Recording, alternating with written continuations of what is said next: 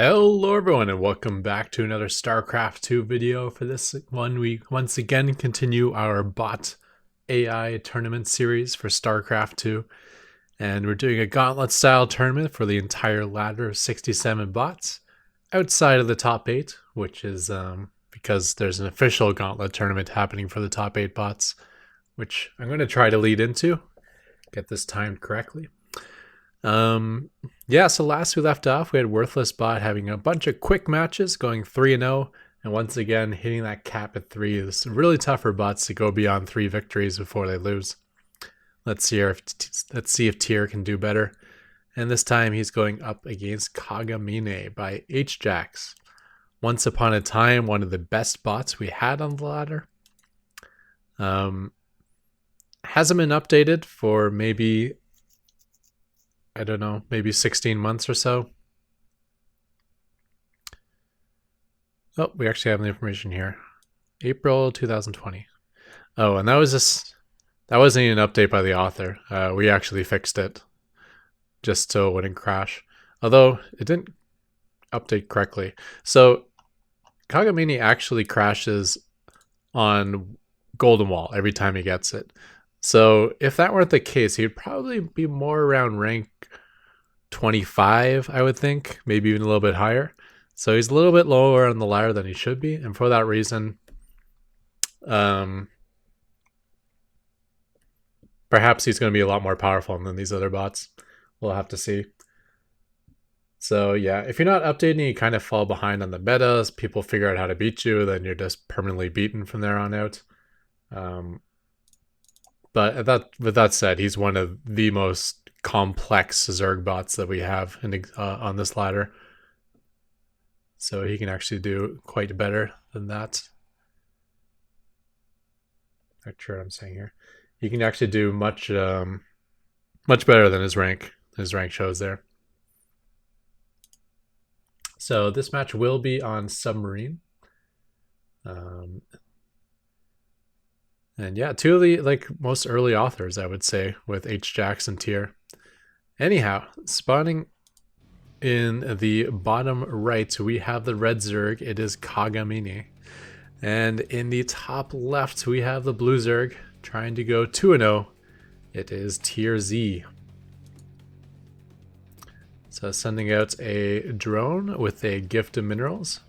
It's like, hey, we're both Zerg, so we may serve separate Cerebrets, but you know, we can be friends here.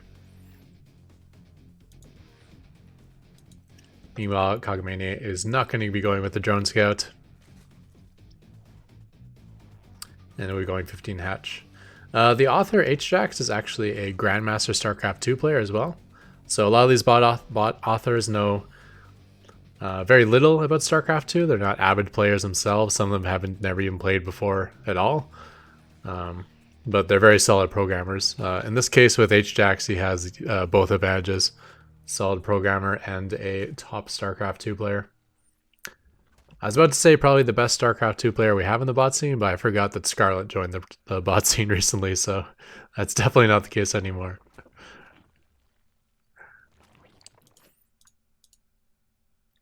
Okay, so a little bit later on the hatchery out of Tyr as he went to pool first. That pool is complete, and the Kagamine's drone will catch the scout of it. Just drones on the way for now. We'll see how Kagamine reacts. He does have his gas down and his own pool on the way. Let's double check his vision, see if he saw the natural. He did. So he knows the pool timing, but he knows there's an expo. I don't think he'll do any heavy reaction to this, which means he could get caught off guard, but no. Roach Warren going down by Tyr Z. There's no thoughts of an early rush. There's no Zerglings left after watching the Worthless Bot series. He used up all of them.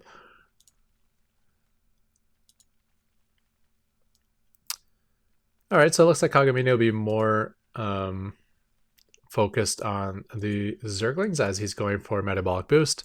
And this is probably the one downside out of Kagamine. his army is movement is very smart. His scouting smart. He builds a strong enough army size for what he needs, but oftentimes it's too Zergling heavy. And if he just goes up against an army that Zerglings don't do well against, he can get in a lot of trouble. For instance, Mass Roach Ravager could be one of those such armies. So a big stream of Zerglings coming across the map. Let's see if they're actually trying to do some damage or just poke around. We'll find some drones to work against. So far, 0 drones have gone down? Yeah, 0 drones have gone down. Whole bunch of them in the red. And yeah. Units lost, you can see just the 1 scout drone out of tier. And able to pick off those 10 Marines, or 10 Zerglings, I should say. It is getting late for me here, and my brain is not functioning as it once did. Okay, finally a drone goes down. I saw it there, 2 and 1 more, and then you'll get out. This lost mining time is not irrelevant either, having to pull these workers offline to defend. This allows for a better spot for Kagamini. If we bring up the worker tab though, tier's ahead in workers, so that should balance out. And because that balances out, just by looking at units lost, I would give tier the lead just because he's lost 300 resources less.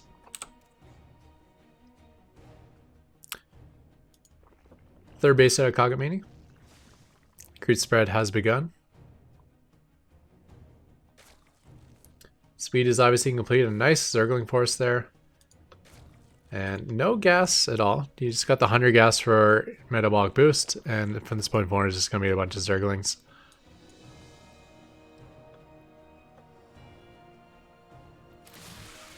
He's running into a roach force. Looks like he's going to attempt to engage. The drones abandon ship and pulls back. Okay. Yeah, kind of even. We saw that queen getting surrounded at the end there. If he just waited a moment longer before he pulled back, would have been nice to take out that queen. Without taking out the queen, I think that was just a slight victory for tier. But once again, having to pull workers off of his mineral line. So maybe not.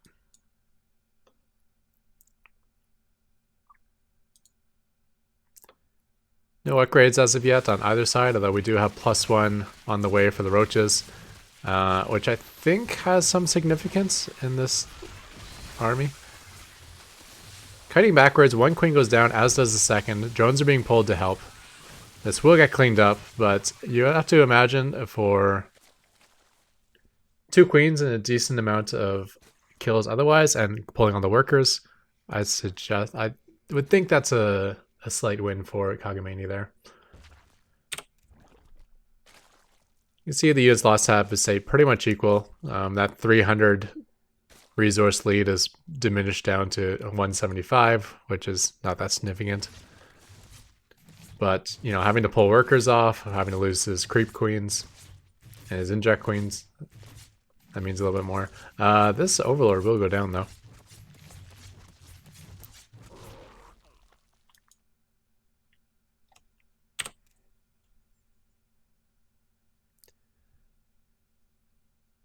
+1 melee is on the way for Kagamini. I feel like Roach +1 is important. Yeah, now they do 18 damage per shot, right? So 2 shots does 36, and 36 is enough to kill. I want to click on a Zergling if I can find one. A Zergling, which only has 35 hit points. So yeah, that's like a 50% damage increase because it turns them from a 3-shot into a 2-shot.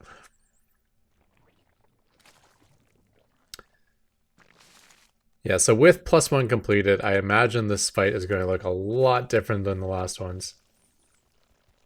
Same goes for the Ravagers. The +1 turns them from a 3-shot to a 2-shot.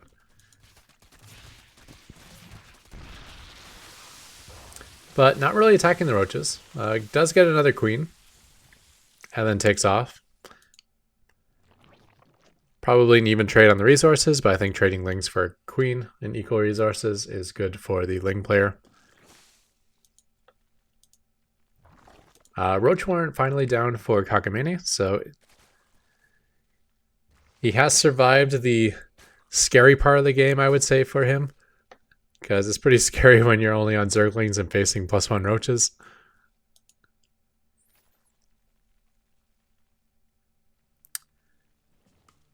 Large worker lead, though, for Tier. All these Zerglings that being made means the larva is just not available for Jones. So looking at the resources below, you can see he's actually behind by 20 workers. So despite the damage he's got done, he has to do more damage, otherwise it's just not going to be enough to pay off. Creed spread looking beautiful though. Turning that map purple. And does have his own 4th on the way, but again, he doesn't even have enough to saturate 3 bases, so I'm making a 4th. It's not that helpful here. +1 armor has begun, and so has layer. Probably to continue the upgrades, right? Once you finish 1-1, you need a layer to continue. So once he starts his +1 armor, he gets the layer. Which again makes me think he's sticking mostly to Zergling tech. The Roach Warren is... Well, okay, there are roaches in production now. Slowly adding on some drones as well. Tier's more or less stopped at 61 drones, which means his army supply should be getting much bigger.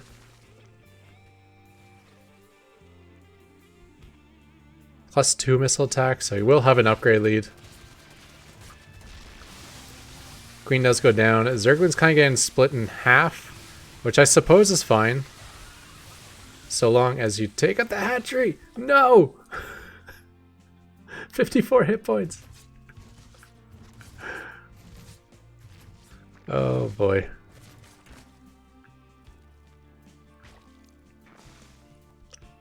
Infestation Pit on the way for Tier. Probably to continue the upgrades, right? He has his +2 attack finishing.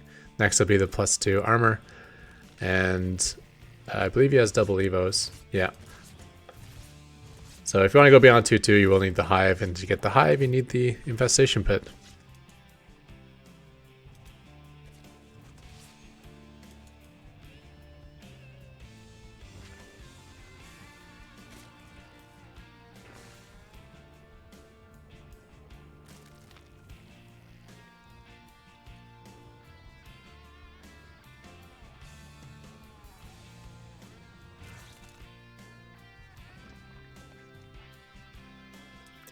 Looks like Kagamini is looking to take his 5th base. Meanwhile, Tier is taking his 4th.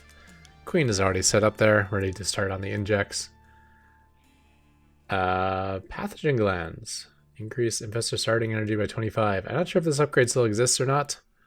Could just be from the patch of this game.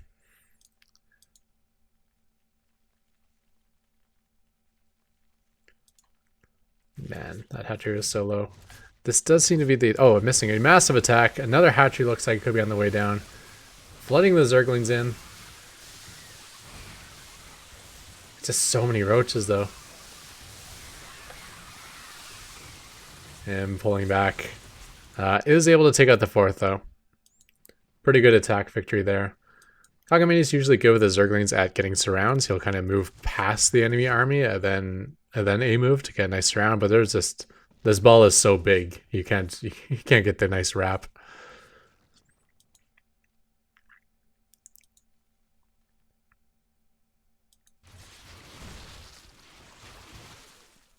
Tier is moving across the map, bringing an overseer, so he'll be clearing out, dealing with some of this creep tumors. And let's see how the defense works here. I think I saw a lurker trying to morph there. Oh, there are lurkers on the way, yeah. Not sure where they are exactly. One of the 3rd one in the main. Zerglings are kind of dealing with reinforcements, which I guess isn't a terrible choice. There you kind of went for the surround, even though he's undernumbered. Oh man, this is so good for Kagamini. The roaches, I believe, are mostly trying to retreat. Now gathering together with leftover Ravagers. Ravagers I don't see doing so well because the bile is kind of pointless versus Zerglings. However, nothing really remaining. Everything went down.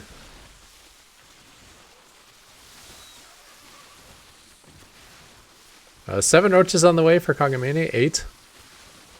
And a lot of this stuff is weak, but that is a large army left over. And if these roaches are coming out one at a time, I can't see them getting too much success here. Okay, they're kind of picking away at the ones in the back. These two roaches get to fight with the broodlings.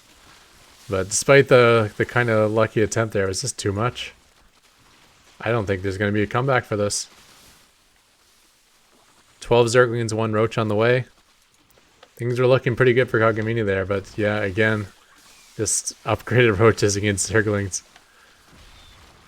Zerglings are behind on upgrades too. I think they're like 1-1 at best. And I believe these Roaches were 2-2 at the time. 2-1.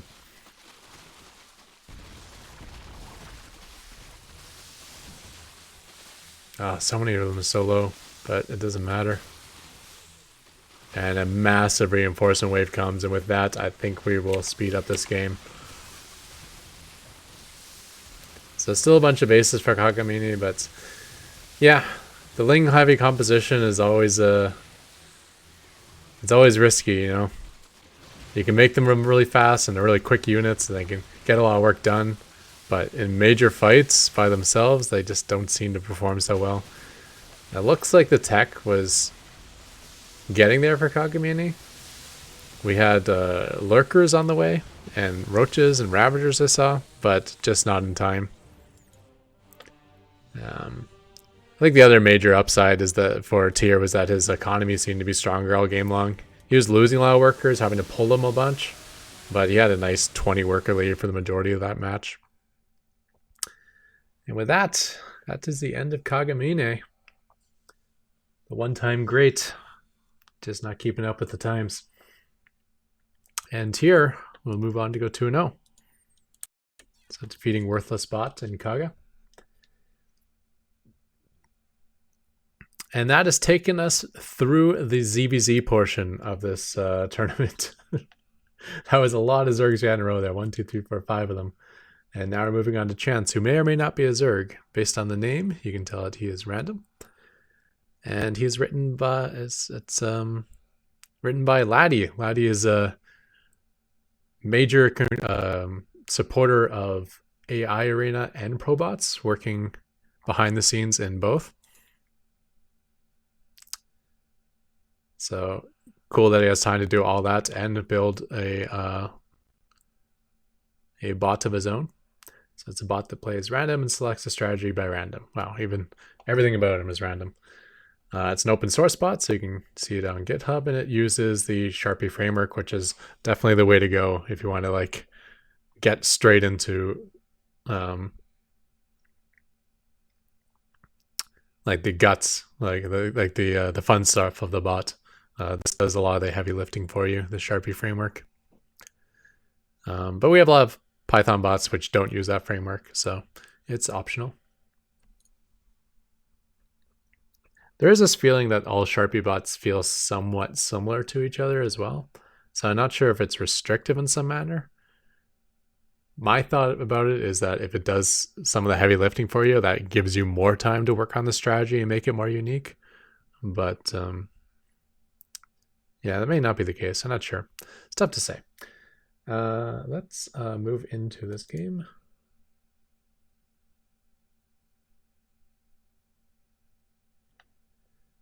Get it loading. So it's going to be Tier Z as a 2-0 Zerg bot versus Laddie's bot Chance, which is going to be playing random. So I would suspect very simple builds. It's hard to develop, you know, all the intricacies of 9 different matchups, but it's easy to build 3 different cheeses and her just some cheese that can work versus any type of opponent and use that. Okay, yeah. It doesn't get any cheesier than that. So it's going to be a fight of drone micro. Obviously, the advantage will be for Tyr. He may have a pool on the way. He'll definitely have more workers.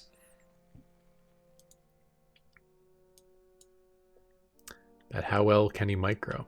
We are coming up to a bot called Better Worker Rush, which is a probe rushing bot. You wouldn't think the probes are the best workers to rush, but I think they actually are.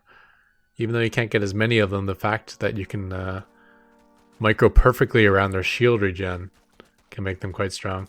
So Tyr is going for a hatchery first. Let's see if he has cancel code. No, what? Is it not going to cancel? It did not cancel. Okay, so that's a lot of minerals down, which could have been turned into more workers here. Okay, so both sides microing. I don't know favors. I think they they mineral walk back when when their attack is on cooldown, and otherwise attack forward. And that looks good enough for Tyr. Chance still has not spent that 50 minerals, so this is a very, very basic bot. Probably not his best matchup. I'm guessing we'd see something better in his Terran or Protoss, based on the fact that he's so highly ranked on the ladder. You don't get this highly ranked without knowing how to spend your first 50 minerals. We'll put it up to 8x. I suppose we should just double check that Tyr can actually finish this game off. Close your eyes, spoiler alert. Alright, it's an 11-minute game. You know, Tyr did have his economy kind of crippled, and we saw how long it took him to attack in one of his previous matches where he wanted to get to like 180 supply first.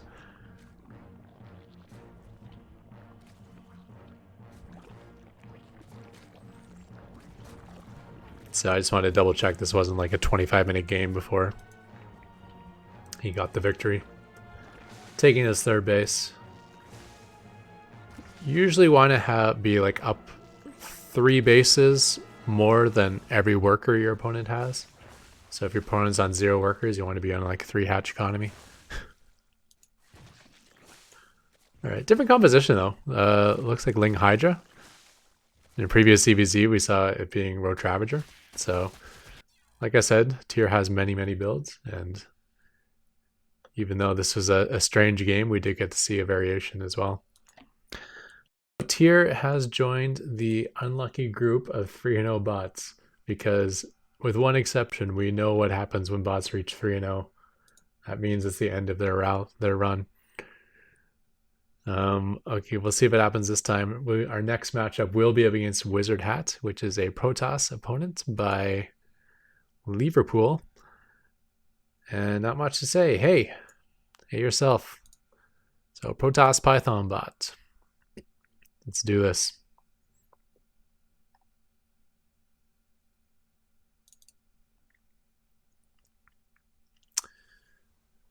So this will be the first Protoss we've seen Tyr go up against.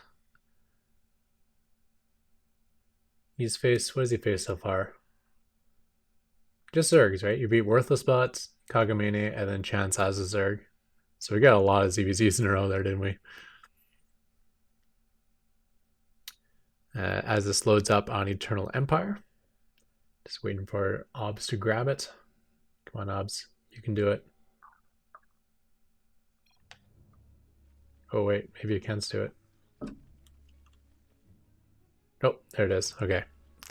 You did it. Okay, spawning in the bottom left, we have the 3-0 Tyr Z as the red Zerg. Meanwhile, in the top right, we have Wizard Hat with the sneaky probe going across the map already as the blue Protoss. So let's see what this guy is up to.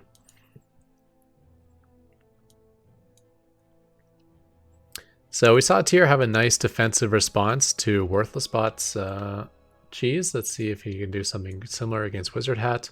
Let's even see what Wizard Hat's up to. Maybe it's just a oddly timed scout. Although another probe is coming. Gas steal.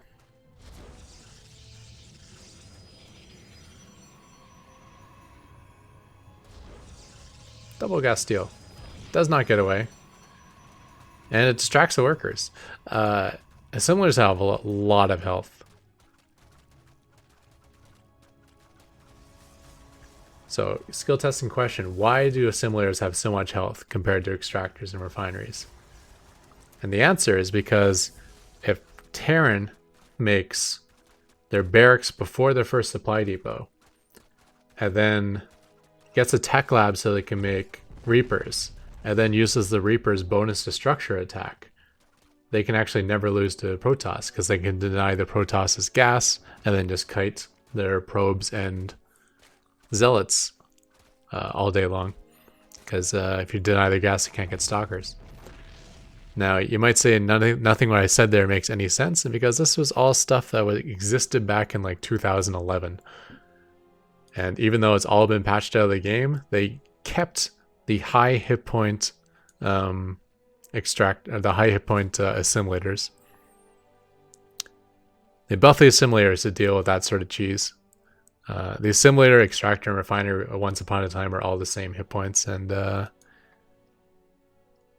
yeah, it's just like one of those strange buffs that was made for one single purpose. That purpose disappeared, but the buff remained. And I guess it'll remain forever, because Blizzard is more or less set the game, so I'm probably not going to see much significance in the way of balance patches.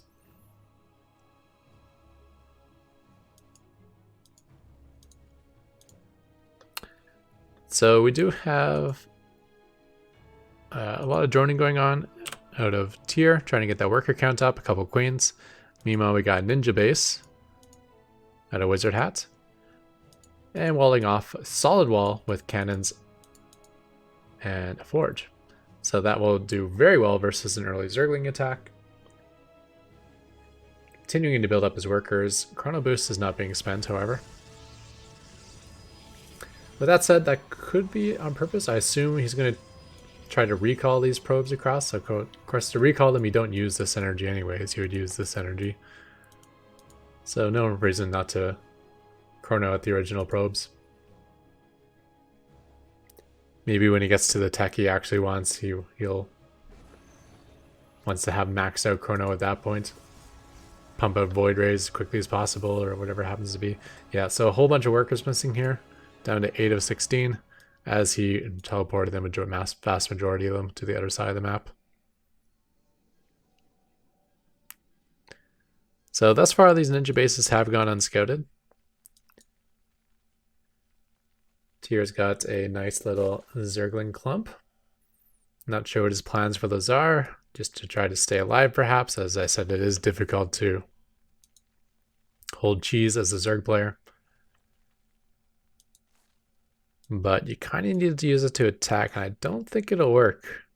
I mean, this pylon's pretty weak, and if you run past the cannons after you blast in, you could do damage here. But that requires like basic decision making, which is something bots often lack. I assume they'll spread the damage between all these structures, and even once they break in, they'll probably try to attack these cannons, which are neatly stuffed in a corner. Wow, nice little setup here, even with the shield batteries. That's unlikely to get penetrated. This probe and this probe just happen to miss the Zerglings. I could have seen them perhaps drawing him to the top here. So Tier tried to attack the natural. Not much going on there. A couple low ground shield batteries.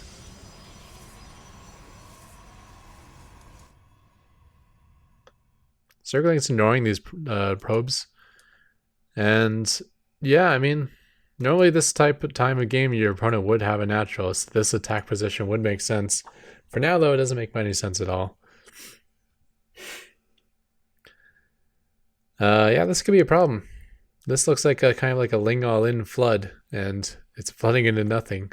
Meanwhile, we do see air weapons being upgraded on the other side of the map, so Stargate play is in the works.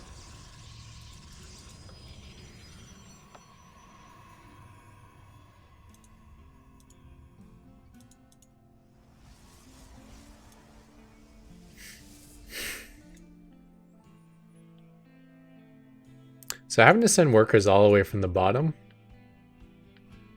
to produce these Stargates, I think all this stuff was probably intended to be inside his main base, but figuring out positioning didn't work out quite right.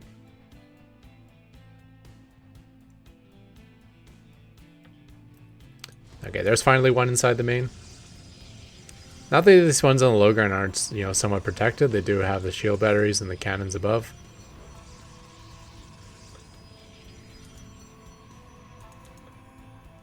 So 4 Stargates.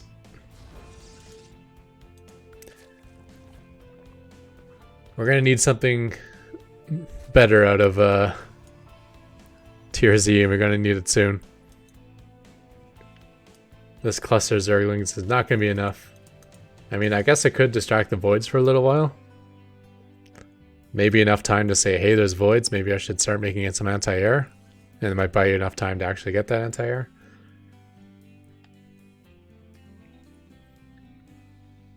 But Tier's worker count is just, unfortunately, like so small compared to like the previous couple of games where he's getting up to 70 workers quite quickly. At this point, where he should be at 70, he's at 34. And I think that's because he needs to flood all these Zerglings across the map. Meanwhile, we got a solid 3 base economy out of Wizard Hat. And these Void Rays haven't begun. Okay, so the Zerglings know this exists.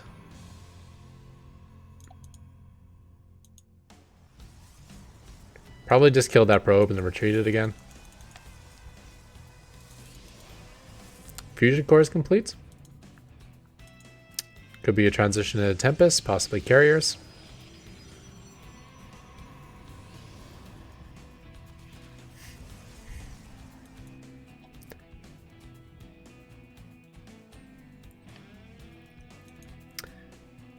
Okay, so some mutas are in the mix.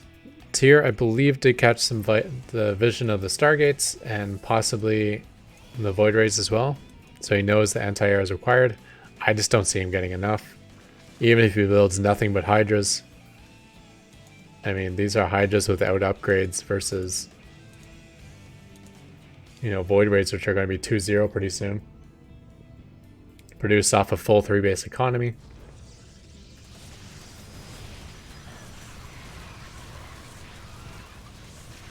Can't even get the probe because of the shield batteries. The Zergling force will disappear. I mean, the Zerglings were kind of pointless anyway, so that's free up some supply at least. Okay, fighting the voids would be tough enough, but fighting them in front of the shield batteries and cannons is certainly not something you want to do. Let's hope these Hydras don't push the ramp. Otherwise, Tier is in for some hurt. There's so many bots that check for ninja bases. Because again, it's, you know, remembering to do it or having the actions available to do it is not something a bot has to worry about.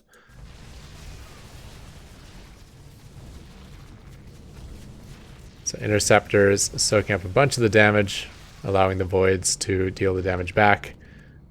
And that Hydra Cloud is now 2 Hydras.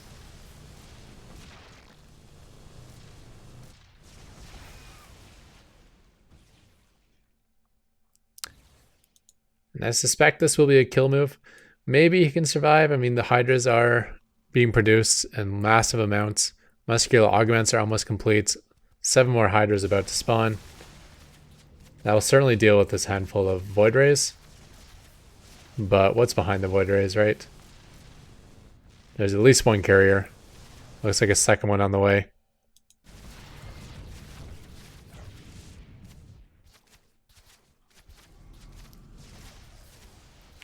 Carrier could go down.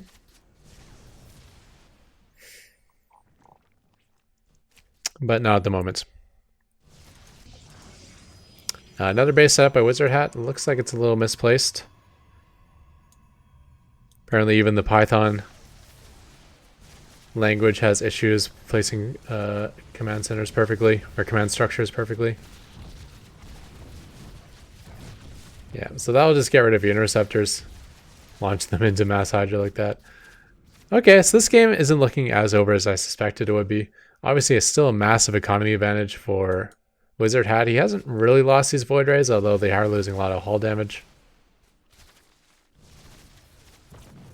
And these carriers have no interceptors, so they're not useful either. Meanwhile, we got 3 fully saturated bases now out of Tier. His worker count is up to a respectable 67. Which makes me think, where's the advantage here? Resources lost are in the favor of the Protoss for now, but Void Rays are starting to go down. Even a Carrier. Carrier has a lot of micro potential.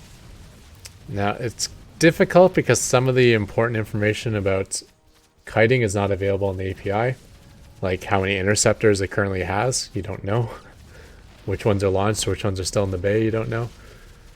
But it has a lot of micro potential in that they're much like Cyclones. You can release them from 9 range, but once you release them, you can go up to 14 range away, which is the same range as Cyclone has. So if you just kind of come in, launch, and move out, and then come back when you need to launch again and move out, you can... Obviously, it's something a human could never do perfectly, but a bot could. Alright, so falling back to his cannon area, but again, without interceptors, he's going to really rely on the cannons to stay alive more than anything. Okay, one fresh Carrier instantly loses all of his interceptors. He's got a couple of Void Raids that can fight, so he's got some Stalkers on the high ground. He does have to go through a choke point. And even these interceptors coming out one at a time, it does mean that these Hydras are shooting something that's not, you know, a Void Ray or a cannon. With that said, some progress is being done. There's even a Queen that's made it up here. Shield batteries look basically dry now, so what looked one-sided for the Protoss is all of a sudden we're going to start seeing some damage done now. It's not just Hydra shooting at nothing. Now the damage is permanent. 2 of these Stargates are unpowered. That's actually pretty important. Carrier count is up to a meaty 5, but they're all drawing interceptors still.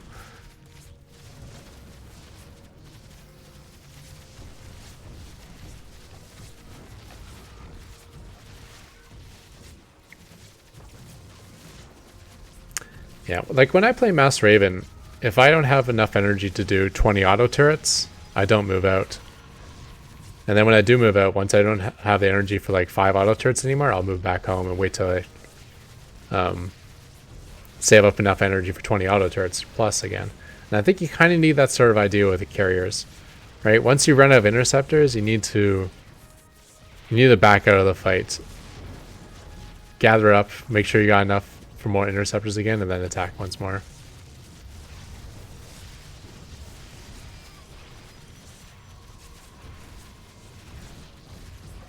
Actually lost his forge, so there's not going to be any more cannons either.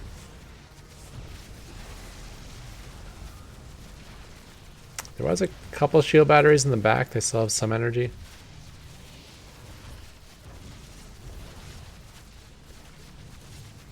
I mean, it's so bad for interceptors to come out one at a time, but you know, sometimes they get off one shot before they die.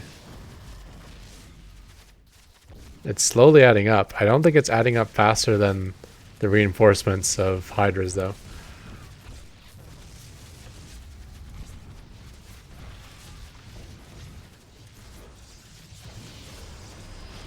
And he's still making Void Rays. Like, it's tough to say. Void Rays are better than carriers, but if you ever want the carriers to work, you're going to have to really mass them up.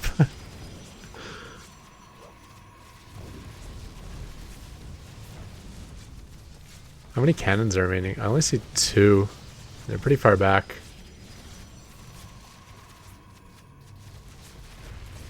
This is reaching like the worst part of the choke point though for tier Z. He's kind of getting to the point now where like only like the front couple Hydras are able to attack anything of significance. The ones in the back are just there to pick off the interceptors as they come out. Wizard still has plenty of minerals in the bank, so he's not going to starve himself by making these interceptors, but they're certainly not doing anything useful. He has picked up 2 more bases on the other side of the map, as well as taking his natural 3rd.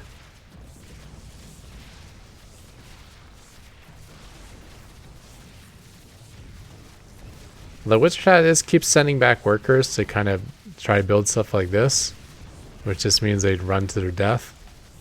And he's run out of workers in his main base to build stuff with because they've been running to their death. So there's a lot of worker suicide going on here. The structures that get gunned down aren't being cancelled either, so every time he's able to drop a forge, he loses 150 minerals. And the carriers are gone, right? We're down to 3 carriers. So it didn't look like it was likely going to work, but now we definitely know it's not going to work. And it appears, as we speed up now, that we have our first bot, only our second bot who's gotten more than 3 victories.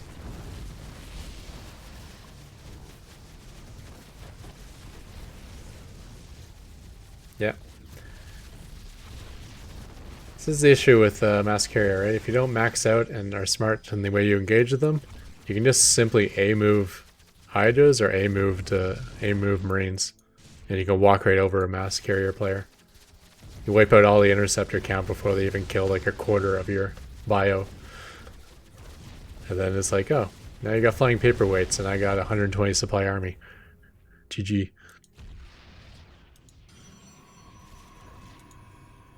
You're doing the wall off. It's going to be hard to get cans on the inside when you have no workers left inside. So cool little strategy out of Wizard Hat there. I do like how unique it was. Not something we've seen any other bot try, with ninja bases and turtling on your main to try to get up to carriers. I really thought it was going to work, especially given the worker count of tier earlier on. It wasn't looking good for him. But just the dynamic of carriers without interceptors constantly trying to attack Hydras. Yeah. Not a good time for the interceptors. Tier has moved into 4-0, right? So he took out Worthless Bot, Kagamini, Chance, and now Wizard Hat. Next is a Terran called Stimo. Don't know much about Stimo, but I bet I can guess one of the bio upgrades he gets, just based on the name. Seems likely.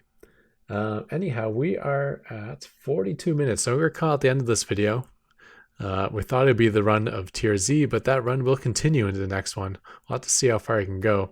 And with that said, we're not done with Tier yet. We will be running later into just Tier, which is, you know, the random playing tier. Tier T, the Terran playing tier. And finally, Tier P, the one he's known for, the one he's won tournaments with. So we have like multi-tiers of tier. That was not planned, but it worked out. Multi-tiers of tier to be seeing in the future. But a lot of other big names here. There's that Better Worker Rush I was talking about, which will make Chance's Worker Rush look like garbage. Yeah, and just some big name bots here. 3 big Protoss powerhouses in a row. 4 in a row, actually, of Mad AI. All 3 of these guys are at one time top 10 Protosses. It cycles around a lot. They might. Probably one of them will end up back in the top 10 within the month, just based on the odds. Golden Armada, written by the #1 Zerg bot author. You can guess what this Protoss bot does. You would be correct. Yeah. BenBot BC, the surprise of last season's Pro bots, making it all the way to the final 3, and was actually my pick to win the whole thing.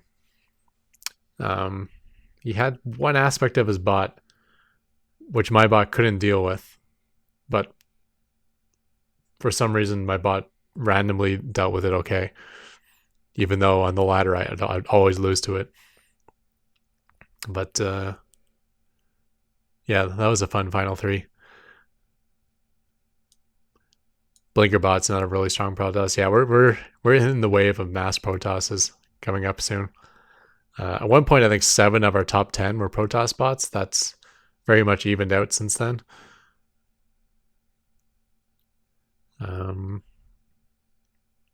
Yeah. Ooh, Sprout is a really good Zerg. Really, it only does like Bane Muta, I believe. Hasn't really progressed beyond that, which is a solid strategy, but versus certain compositions, it just doesn't pan out well. But outside of his limitation in composition, very, very refined Zergbot. Or very, very strong Zergbot, I should say. There's actually still a lot of refinement that can be done there, which just shows it's not even anywhere close to its peak.